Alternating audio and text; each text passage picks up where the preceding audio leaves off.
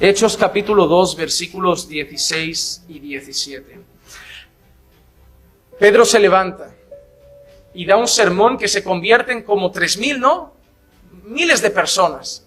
Y en ese sermón Pedro cita no sus propias palabras, sino que Pedro empieza a anunciar palabras de profetas.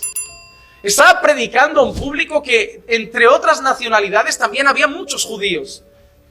Y Pedro está anunciando todo lo que habían anunciado los profetas. Y en medio de ese discurso, Pedro dice, sino que esto es lo que fue dicho por medio del profeta Joel.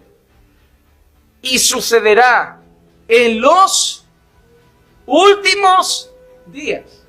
¿Cuándo? Léelo despacio. ¿Sucederá cuándo? En los últimos días, que derramaré de mi espíritu sobre toda carne, y vuestros hijos y vuestras hijas profetizarán, vuestros jóvenes verán visiones, y vuestros ancianos soñarán sueños. Pedro dice que el profeta Joel había dicho que el Señor promete derramar su espíritu sobre toda carne cuando lleguen los últimos días. ¿Qué acababa de pasar? Antes de ese sermón, ¿qué acababa de pasar, iglesia? El Señor había derramado su Espíritu Santo. ¿Atas cabos? Pedro dice, el profeta Joel dijo que el Señor derramaría su Espíritu Santo en los últimos días. Y lo que acaba de pasar es que el Señor ha derramado el Espíritu sobre todos nosotros, como Él había anunciado a través del profeta Joel. Automáticamente lo que te está diciendo Pedro es, han empezado los últimos días. ¿Lo entiendes? No son mis escrituras, no es según cómo lo interprete cada uno. Yo quiero tener claro que lo interpretas así.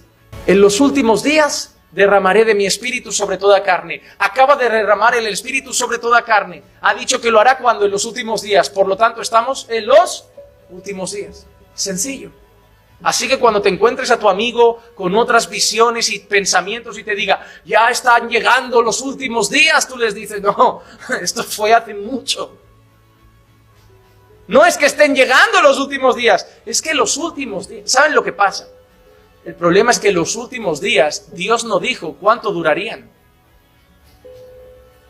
Dios dijo cuándo iban a empezar los últimos días y Dios dijo cómo sería el final de los últimos días. Pero Dios no ha dicho cuánto durarán esos últimos días.